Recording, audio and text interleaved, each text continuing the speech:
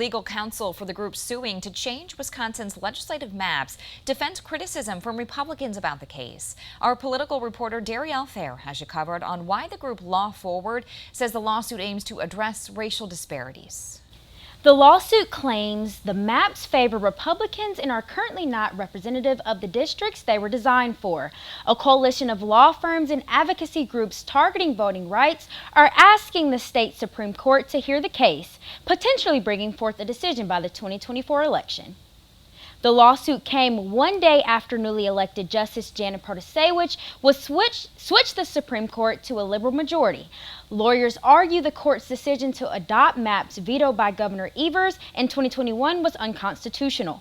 Republicans disagree with those claims and accuse Democrats of using Protasewicz's new seat to further their agenda. Republicans are now taking a similar stance as they did in 2022 when they appealed a state Supreme Court decision reducing the total number of Milwaukee Assembly districts with black population majorities from 6 to 5. Dan Lynn's staff counsel for Law Forward said their petition seeks not to propose new district maps, but to instead create a process for all parties to work together to draw fair maps. That would be a question for a new legislature that is open to the idea of nonpartisan redistricting, of a fair redistricting process, and we certainly would support that and hope that would move forward.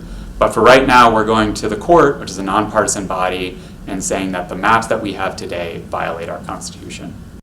Prior to the state Supreme Court overturning its ruling, previous maps Governor Evers introduced took demographics like race into account for the redrawing of new districts. Lynn said this was done because of the requirement for district maps to be based on changes in census data every 10 years.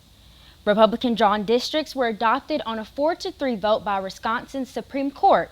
The arrival of a liberal-leaning Protasewicz could change how it votes on the lawsuit in the future.